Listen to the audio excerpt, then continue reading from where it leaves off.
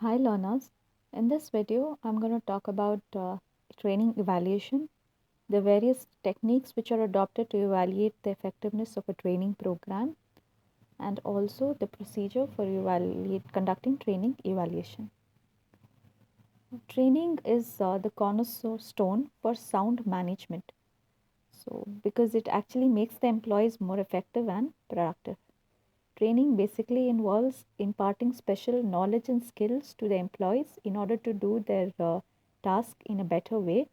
And the organizations spend huge amounts of money on training the employee. And also, training involves a lot of time.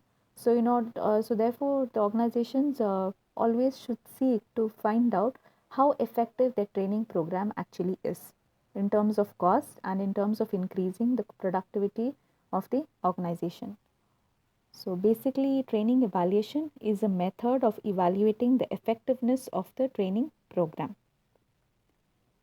So now let's analyze the various techniques which are used in order to evaluate the effectiveness of a training program.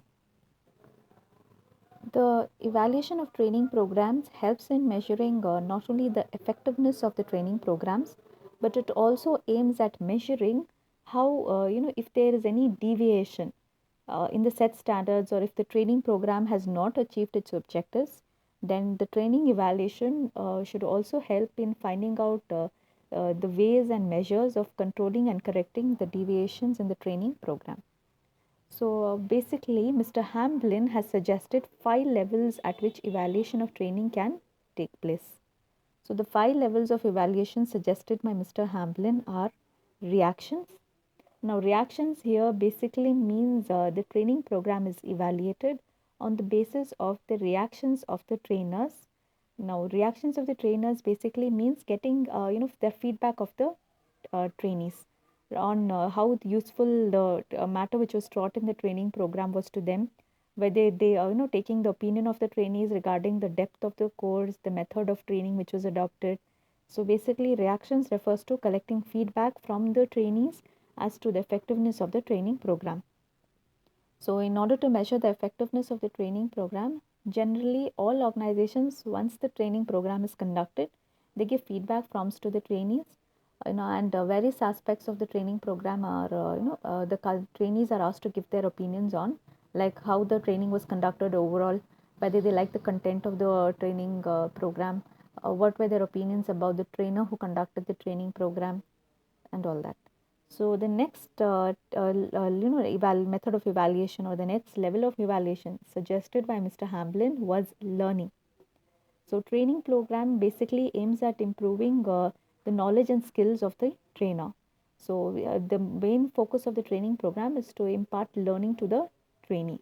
So therefore, on the basis of this, the and it is generally training programs are evaluated to find out how the whatever content the trainees have learnt during the training program, how was it useful to them, and whether they have actually applied the content of the training program in actual practice. Next is job behaviors. Now, the evaluation under job behaviors means trying to find out how the behavior of the employee has changed on the job before the training program was given or conducted, and after the training program was conducted. So basically, to ensure that the training program was effective, there must be positive changes in the behavior of the employees after the training program. Next is organization. Now, the organization basically means here whether the training program has helped in achieving the organizational objectives of increasing the production and productivity of the in the organization. So basically, all training programs focus on improving the productivity levels in the organization. So after the training program was conducted, if there is an increase in the production or the productivity levels, then it means that the training program was effective. Whereas on the other hand, if the training program does not lead to increase in production and productivity levels in the organization, it means the training program was not effective. Lastly, the ultimate values. Now, it is here in this level, we measure the ultimate result of the contributions of the training program to the company goals like survival, growth, profitability, etc. Which means that we measure, like, what was how the profitability of the organization has changed before the training program was given and after the training programs was given. Further, we also measure the effectiveness of the training program in terms of individual employees, like how there has been a positive change in the personality of the employees and their job behaviors before the training program and after the training program. Apart from this, there are various other methods of training evaluations. Some of the most popular ones are visual confirmation. Now, visual confirmations basically has evolved due to the increased, the increased usage of technology among the employees. Now, generally, to demonstrate, learners demonstrate their knowledge by performing role plays. So, technology allows us to take role plays a step further. Role plays is a technique wherein an actual problem is given to the employees, which the company is facing, and the employees are asked to, assume the different characters in order to as to how they would solve the problem which is given in the role play. So, because of visual confirmations is a concept where employees are encouraged to upload a video or an audio recording of how whatever was taught to them in the training program they have actually applied in practice. So that is visual confirmations. Next is social ownership. Now, social ownership not only helps in evaluating the training effectiveness, but also helps in saving the training costs. Social ownership is a concept wherein the learners or the are asked to teach whatever they have learned from the training program to the other employees, and these peer teaching moments are captured by video or by having peer to peer workshops. So this is also another technique of evaluating the training effectiveness. Next is skills assessment. Skills assessment is basically an assessment is done about the knowledge and skills of the of the trainees after the training program.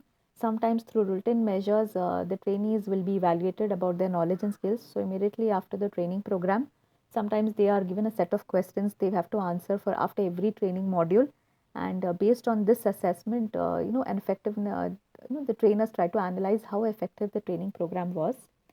So further, apart from this, generally there are various other methods of training evaluation, like taking of immediate feedback after the training program.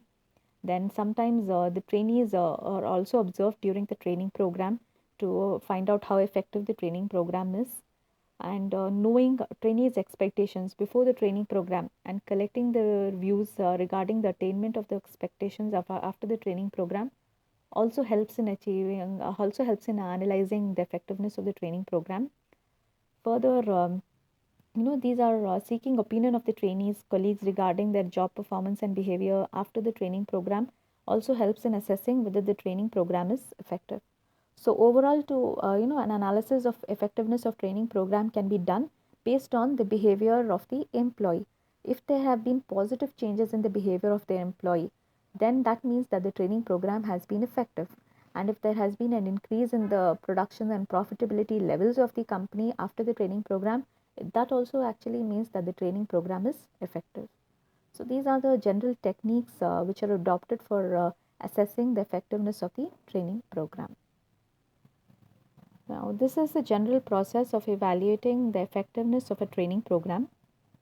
The first step is identifying the purpose of evaluation.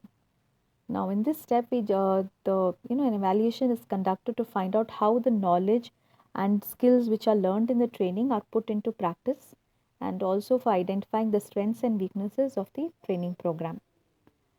The next step is selecting the evaluation method. Like there are various methods, like I just said in the previous slide. It could be evaluating taking the feedback from the trainees directly, observing the behavior of the trainees during the training program, or a skill assessment can be conducted to evaluate the effectiveness of the training program. So selection of these evaluation methods is the next step.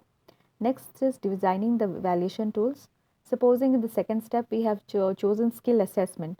Now there are different ways on which on the basis of which skills of the employees can be assessed. Sometimes through written tests, or some which they have to write after every training module. You can assess the effectiveness of the training program.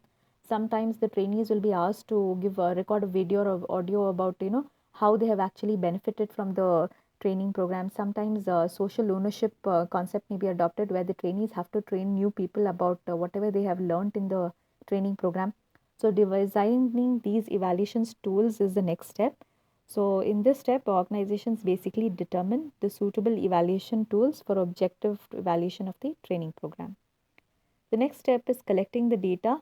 Now, in this step, the data should be collected to evaluate the effectiveness of the training program, like collecting, conducting surveys or conducting interviews or case studies, or giving a set of questionnaires and collecting the feedback of the employees. So these are the different techniques of collecting the data. Last step is analyzing the data collected. So analysis should be made using scientific methods, using different statistical tools, and whatever data has been analyzed, it should be presented in an easy way, like in the form of graphs, charts, so that it can be easily understood. So overall, the process of training evaluation helps in measuring the effectiveness of the training program. Further, with the advent of liberalization, privatization, and globalization, the competition among the business houses had increased, and especially in the last decade, business organizations in India have made outstanding progress in terms of their training initiatives. And Indian organizations have realized the significance of corporate training, and no longer training is just considered as an aspect of improving the production and productivity levels in the organization, but it is also considered as a retention tool. And in order to ensure that effective corporate training is conducted, we have various organizations also established, like in 2003 American Society for Training and Development was established, and this society basically gives honor to those organizations that show organized wide achievements in terms of the training programs they have conducted. So basically, training is effective is essential tool for every organization for their survival.